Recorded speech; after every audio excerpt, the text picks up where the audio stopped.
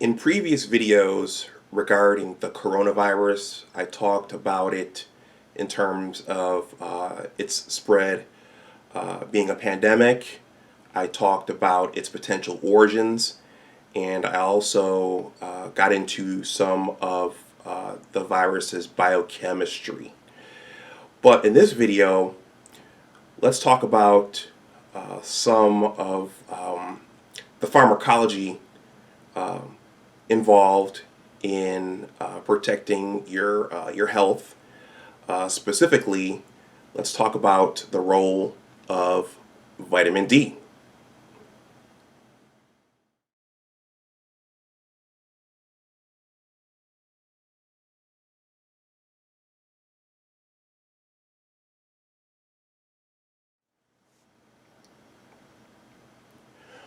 Welcome back to my channel. My name is Dr. Anwar Youssef Dunbar, and this is Big Discussions 76, Science and Technology.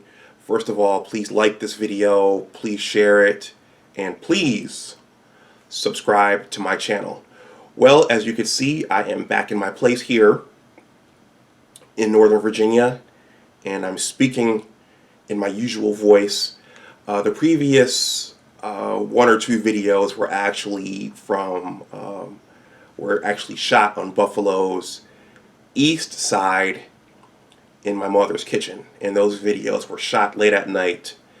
If you watch those, I was kind of whispering a little bit and trying not to make too much noise because my mother was in her bedroom trying to sleep and recovering from a surgical procedure. But I'll stop that there.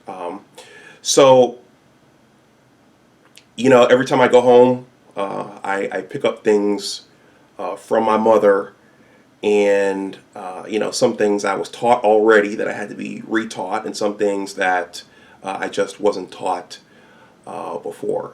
My immediate family were very industrious people, and we usually have good ideas. And as I say often during these videos, my brother Amal has taught me a lot about media and how to shoot videos and how to edit and those kinds of things. So if you go back to my previous videos from when I started on YouTube, the quality has very much changed over the last year and a quarter.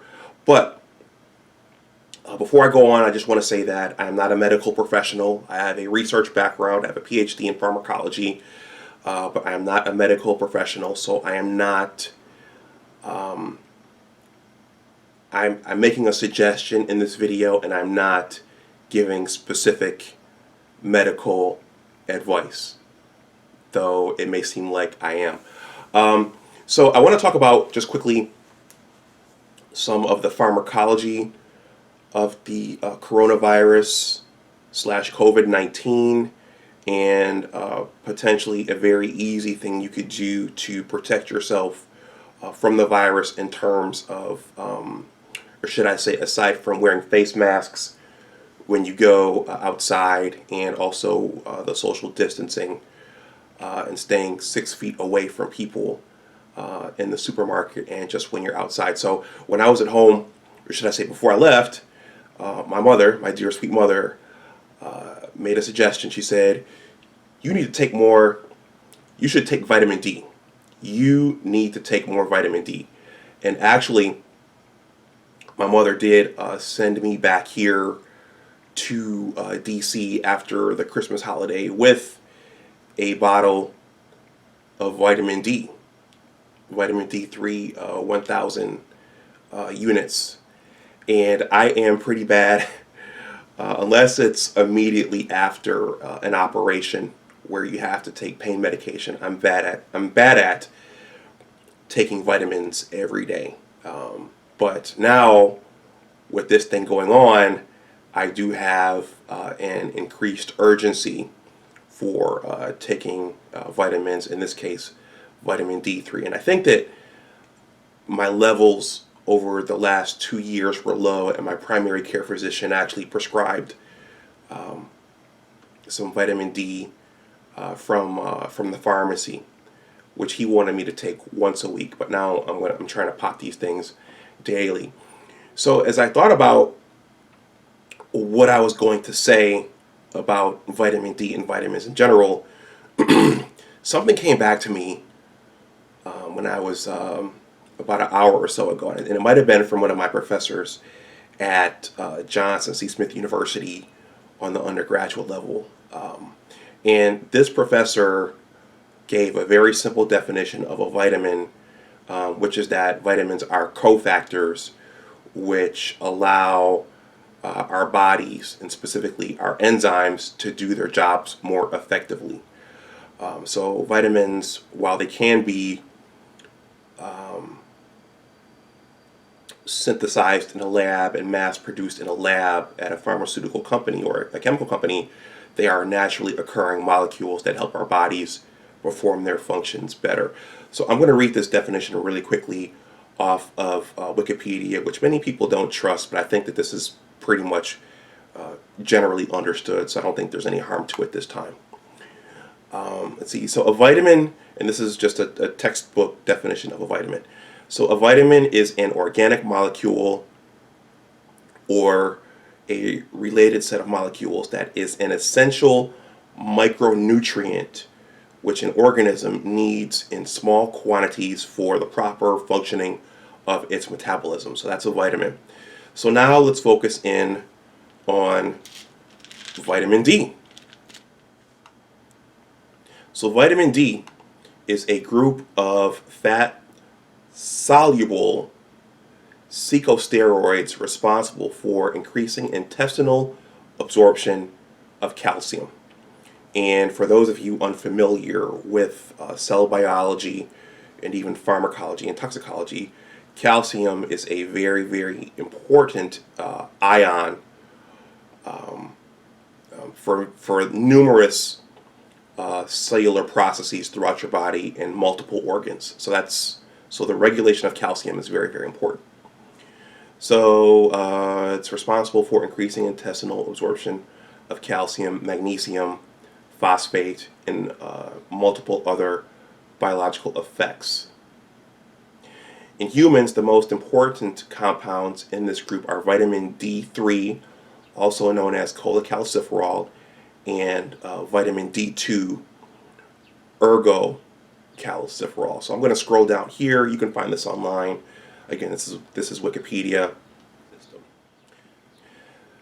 The vitamin D receptor regulates cell proliferation and differentiation. Vitamin D also affects the immune system, and the vitamin D receptors are expressed on several white blood cells, including monocytes and activated T and B cells. So it's involved in the immune system.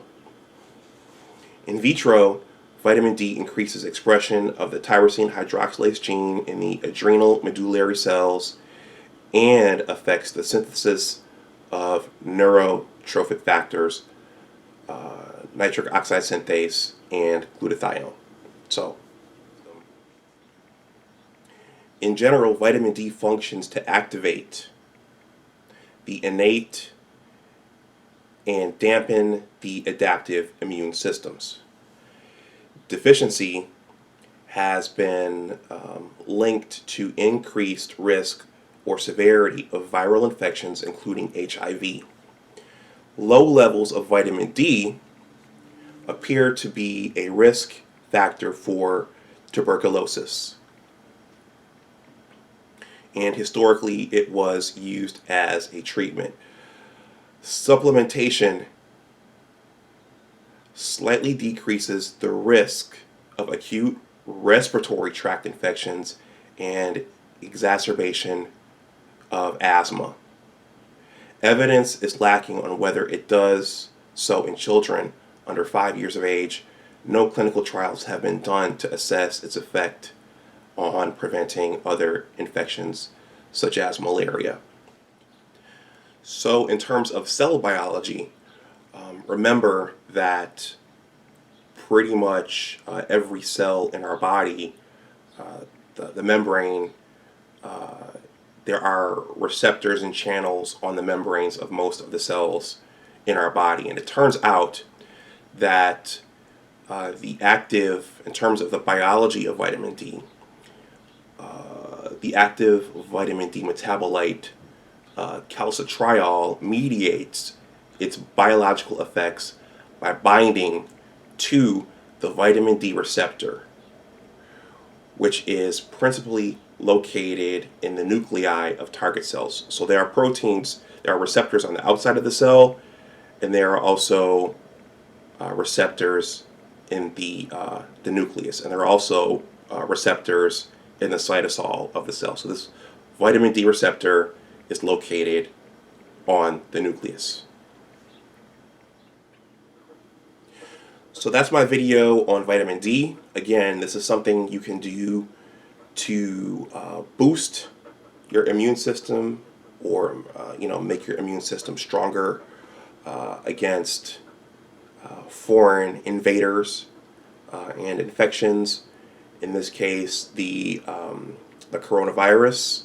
It's a relatively inexpensive potential way of combating the virus, in addition to wearing face masks and social distancing. So let me know what you think in the comments section below. Let me know if you have any questions, comments, or stories. If you have any comments or anything in general to say, please let me know. Please like this video, please share it, and please subscribe to my channel. And always remember that your attitude determines your altitude. Take care, and I'll talk to you the next time. Bye-bye.